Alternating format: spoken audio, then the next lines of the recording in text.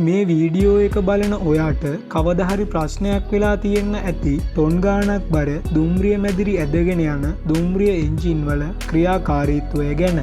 මේ වීඩියෝ එකෙන් ඔයාට ඩීසල් විදුලි දුම්රිය එන්ජිමක ක්‍රියාකාරීත්වය ගැන හොඳ අවබෝධයක් ලබා ගන්න පුළුවන්.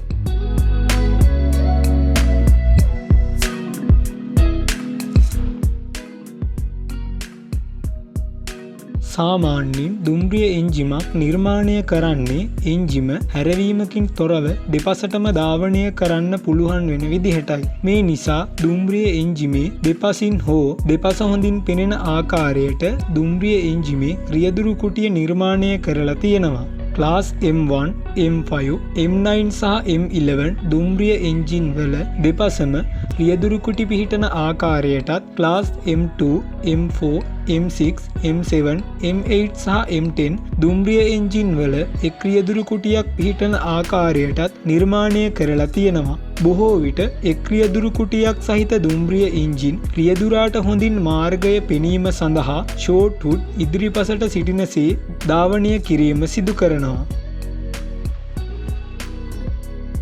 වී හැඩයට නිර්මාණය කළ සිලින්ඩර් 12ක හෝ 16ක ඩීසල් එන්ජිමක් දුම්රිය එන්ජිමේ බලසැපයුම් එන්ජිම විදිහට භාවිතා කරනවා. ඩීසල් 2 ස්ට්‍රෝක් සහ 4 ස්ට්‍රෝක් යන වර්ග දෙකෙන්ම මේ බලසැපයුම් එන්ජින් බලා ගන්න පුළුවන්. ක්ලාස් M2, M6, M7 සහ M11 දුම්රිය එන්ජින් වල බලසැපයුම් එන්ජිම විදිහට ඩීසල් 2 ස්ට්‍රෝක් එන්ජිමක් භාවිතා කර ඇති අතර class M1, M4, M5, M8, M9 සහ M10 දුම්රිය එන්ජින් වල බලසැපයුම් එන්ජින් විදිහට ඩීසල් 4 ස්ට්‍රෝක් එන්ජින් භාවිතා කරලා තියෙනවා. සාමාන්‍යයෙන් මේ ඩීසල් එන්ජිමකට අශ්ව බල 3000ක විතර උපරිම බලයකට ළඟා වෙන්න පුළුවන්. සාමාන්‍යයෙන් මහා මාර්ගයේ ධාවනය කරන රථවාහනවල එන්ජිමේ ඉඳන් රෝදවලට බලය සම්ප්‍රේෂණය කරන්නේ ගියර් පද්ධතියක් හරහායි.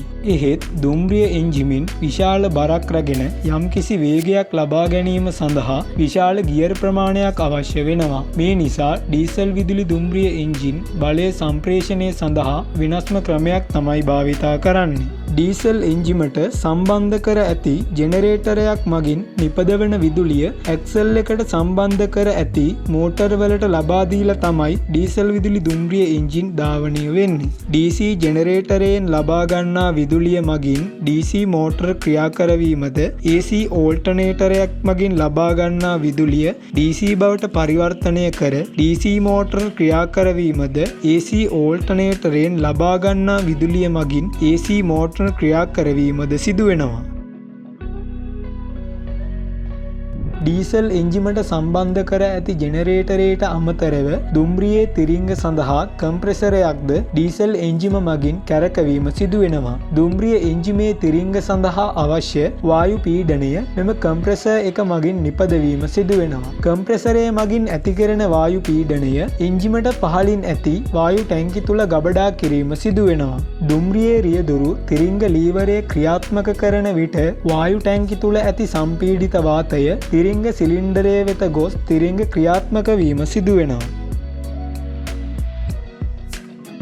දුම්රිය පල්ලමක ගමන් කරන විට වේගය පාලනය කිරීම සඳහා මෙම ඩයිනමික් බ්‍රේක් සිස්ටම් එක භාවිතා කරනවා. දුම්රිය පල්ලමක ගමන් කරන විට ඇතිවන බලය ට්‍රැක්ෂන් මෝටර වෙත ලබා දී ට්‍රැක්ෂන් මෝටරය ජෙනරේටරයක් බවට පත් කිරීම තමයි සරලව මේ ඩයිනමික් බ්‍රේක් මගින් සිද්ධ වෙන්නේ. ට්‍රැක්ෂන් මෝටරයේ ආමේචරයට විදුලි ධාරාවක් ලබා දී චුම්බක ක්ෂේත්‍රයක් ගොඩනැගීම මගින් මෝටරයේ ආමේචරය කැරකෙන දිශාවට ප්‍රතිවිරුද්ධ බලයක් ගොඩනැගීම සිදු වෙනවා. මේ හේතුවෙන් මෝටරයේ වේගය අඩු වී දුම්රිය වේගය අඩු වීම සිදු වෙනවා. මේ නිසා නිපදවෙන විදුලිය ඩයිනමික් ග්‍රිඩ් එක හරහා තාපය බවට පරිවර්තනය වීම සිදු වෙනවා.